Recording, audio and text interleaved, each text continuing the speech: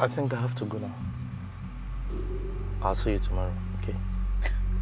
You are so selfish. What did you just say?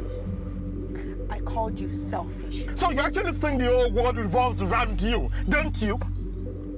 Huh? What people when you call one in right?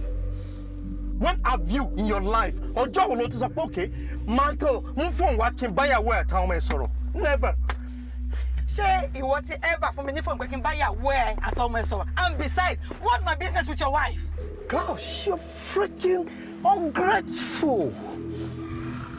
Get out of my car. I'm done. Please. What did you say? I said, get the hell out of my car right now. Out! Done. Yeah, I'm not moving. Get out.